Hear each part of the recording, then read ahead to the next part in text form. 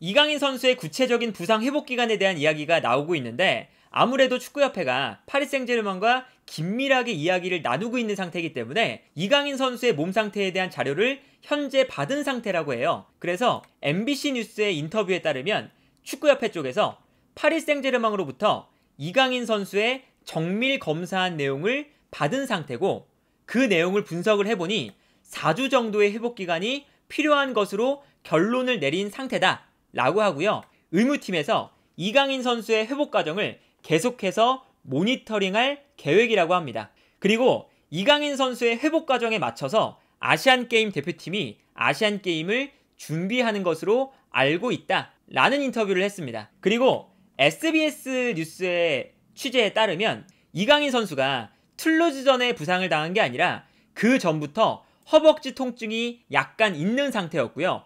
허벅지 통증이 있는 상태에서 툴루즈전에 나왔는데 툴루즈전에서 경기를 뛰다가 부상이 악화가 되었다고 이야기가 나오고 있거든요. 그래서 이야기를 종합해보면 지금 파리 생제르맹에서 보내준 자료에 따르면 이강인 선수의 부상 회복 기간은 4주 정도가 걸리고 이강인 선수가 툴루즈전에서 부상을 당한 것이 아니라 그 전부터 약간의 허벅지 통증을 가진 상태에서 경기에 출전했다가 부상이 악화된 상황이라고 볼 수 있지 않을까 싶고요.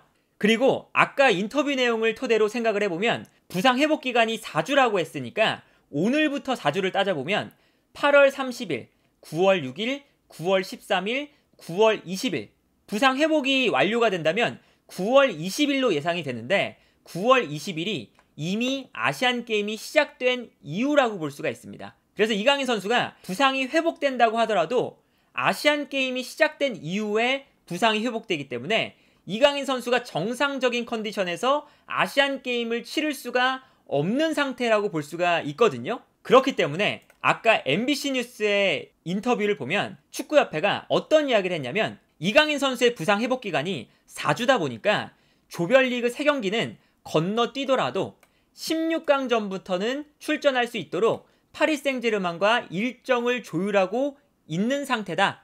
그러니까 아시안게임이 9월 19일에 시작을 하기 때문에 이강인 선수의 부상 회복 기간이 9월 20일까지라면 그리고 9월 20일에서 더 될 수도 있겠죠. 그렇기 때문에 이미 조별리그가 시작한 상태고 그리고 조별리그가 이틀 걸러서 계속 경기가 있기 때문에 굉장히 텀이 짧아요. 그래서 쿠웨이트, 태국, 바레인 요 3경기 동안 이강인 선수가 부상에서 회복해서 정상적인 컨디션을 찾기는 사실상 불가능한 상태입니다. 그러다 보니까 축구협회는 이강인 선수가 9월 20일 정도에 부상이 회복된다면 아시안게임 16강이 9월 27일에 있거든요. 요 경기부터 이강인 선수가 합류를 하는 것으로 조율을 하면 어떻겠느냐 라는 입장이고요. 그렇게 되면 물론 이강인 선수가 일주일 만에 컨디션이 회복될지는 모르겠지만 어느 정도 부상이 회복되면서 컨디션을 찾아가는 과정에서 아시안게임 8강이 10월 1일, 4강전이 10월 4일, 결승전이 10월 7일에 있으니까 최소한 8강전부터는 부상 회복이 어느 정도 되고 그리고 컨디션도 올라온 상태에서 경기를 하는 것을 아마 기대하고 있는 것이 아닌가 싶거든요. 그래서 어찌됐든 지금 축구협회의 입장은 어떤 거냐면 이강인 선수가 대체 불가능한 선수이기 때문에 명단을 교체하는 것은 고려하지 않고 있다고 밝힌 상태예요. 이게 어떤 이야기냐면 아시안게임 대표팀의 선수 명단이 22명이거든요. 근데 이 22명의 명단을 이미 아시안게임에 제출을 한 상태예요. 근데 이 제출을 한 상태에서 선수가 혹시나 부상을 당하거나 대회에 참여를 못할 때가 있잖아요. 그러면 아시안게임 쪽에서 선수를 바꿀 수 있는 기회를 줍니다. 그런데 우리가 이미 한 명의 선수가 대표팀을 하차를 했죠. 이상민 선수가 대표팀에서 하차를 했는데 이상민 선수는 개인적인 사유 때문에 하차를 한 거라서 아시안게임 쪽에서 선수를 대체하는 것을 허용해주지 않아요. 선수를 대체하는 것을 허용해주는 기준이 있거든요. 그런데 가장 큰 기준 중에 하나가 결국에는 부상이에요. 그래서 부상을 당하면 어쩔 수 없이 나올 수 없게 되는 거니까 부상을 당한 선수는 다른 선수로 교체를 해줄 수가 있거든요. 그런데 축구협회 입장은 이강인 선수가 워낙에 중요한 선수다 보니까 16강 전부터 참여하는 한이 있더라도 대체 선수를 선발하지 않겠다 라는 이야기고요. 그러면 이제 우리가 이미 이상민 선수가 한 명 없기 때문에 21명의 스쿼드, 다른 팀들보다 한 명이 적은 상태로 대회를 치러야 되는데 여기에 이강인 선수까지 16강전부터 나오게 된다면 다른 팀들보다 2명의 선수가 없는 상태에서 20명의 선수로만 조별리그 3경기를 치러야 되는 상태가 된다고 할 수가 있겠고요. 그러면 당연히 우리가 조별리그 3경기를 치르는 동안은 선수가 부족한 상황에서 스쿼드를 운영하기 때문에 다른 팀들보다는 약간 불리한 위치에 있을 수밖에는 없긴 합니다. 왜냐하면 당연히 대회를 치르는 과정 속에서도 부상이 발생을 할 수가 있기 때문에 당연히 스쿼드가 작으면 작을수록 그런 부상에 대한 변수를 대처하기가 굉장히 어려워지죠. 그런데 아무래도 이제 이강인 선수가 워낙에 중요한 선수다 보니까 아시안게임 대표팀이 그것을 감안한 상태에서 아마 대회를 꾸리지 않을까라는 생각이 들고요. 그리고 또 다른 변수는 어떤 게 있냐면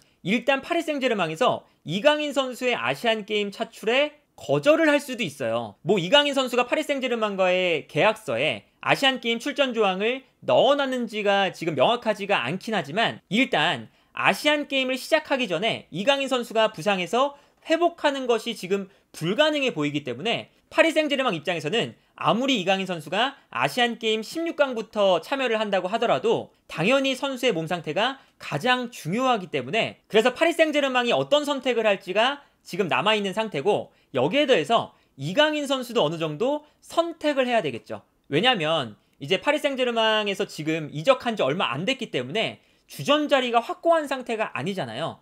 그런데 이강인 선수가 부상을 당한 다음에 지금 빠지는 경기를 보면 랑스와의 리그앙 3라운드, 리옹과의 리그앙 4라운드, 니스와의 리그앙 5라운드, 마르세유와의 6라운드, 클레르몬과의 7라운드, 스타드렌과의 8라운드까지 만약에 아시안게임에 참여를 해서 우리가 아시안게임 결승전까지 가게 된다면 이강인 선수가 스타드렌과의 리그앙 8라운드까지 나올 수가 없게 되고요. 그리고 그 중간에 챔피언스리그 조별리그 1차전과 조별리그 2차전이 있습니다. 그러다 보니까 이강인 선수 입장에서는 굉장히 많은 고민이 되겠죠. 왜냐하면 이강인 선수가 이적을 한 상태에서 주전 자리도 확고하지 않은 상황에서 지금 시즌 초반부터 이렇게 빠지는 경기가 많으면 당연히 주전 경쟁에서 그렇게 유리한 위치를 선점할 기회를 얻지 못하는 거거든요. 그래서 사실은 아시안게임에 참여를 할 때 이강인 선수의 베스트는 이거였습니다. 부상을 당하지 않았다는 가정하에서 랑스전도 나오고요. 리옹전도 나오고 그리고 A매치가 끝난 다음에 니스전까지 뛴 다음에 3경기 정도를 뛰면서 좋은 활약을 보여주고 엘리케 감독의 눈에 든 다음에 아시안게임 대표팀에 참여를 해서 아시안게임이 끝나고 다시 돌아와서 22일에 있는 리그앙 9라운드 스트라스부르전에 돌아오는 게 이강인 선수의 가장 베스트였어요. 왜냐면 이렇게 되면 이강인 선수가 시즌 초반에 그래도 5개의 경기는 뛰고 엘리케 감독의 눈에 든 다음에 아시안게임을 떠날 수가 있는 상태이기 때문에 어느 정도 아시안게임이 돌아왔을 때도 엘리케 감독이 이강인 선수가 잘했던 것을 기억하면서 이강인 선수를 그래도 주전 경쟁에서 좋은 위치에 놓을 수가 있는 거거든요. 그런데 이강인 선수가 지금 2라운드밖에 뛰지 않았고 그리고 이 2라운드가 경기력이 그렇게 좋지 못했죠. 그런데 이제 3라운드부터 8라운드까지 내리 빠지게 된다면 파리 생제르맹에 있는 다른 선수들 특히나 이강인 선수가 이제는 중앙 미드필더에서 뛸 것으로 예상이 되기 때문에 중앙 미드필더 자원들이 이강인 선수가 없는 동안 좋은 활약을 펼치면 엘리케 감독 입장에서는 이강인 선수가 아시안게임을 끝나고 그리고 A매치 기간이 또 바로 있어요. 8월 23일에 부상을 당한 이후로 팀에 돌아오게 되면 10월 18일쯤에 돌아올 가능성이 높거든요. 거의 2달을 빠지는 거잖아요. 그럼 이 2달 동안 다른 선수들이 좋은 활약을 보여주면 감독 입장에서도 좋은 활약을 보여준 선수를 이강인 선수가 왔다고 해서 벤치로 내리기가 굉장히 힘들거든요. 이제 그러다 보니까 이강인 선수 입장에서도 주전 경쟁을 좀 생각을 한다면 약간의 좀 뭔가 선택을 해야 되는 상황이 올 수밖에 없겠죠. 그러니까 이강인 선수가 아시안게임 토너먼트부터 참여를 해서 조금씩 컨디션을 끌어올리면서 아시안게임을 소화하는 것을 선택할 것인지 아니면 아시안게임에 참여하지 않고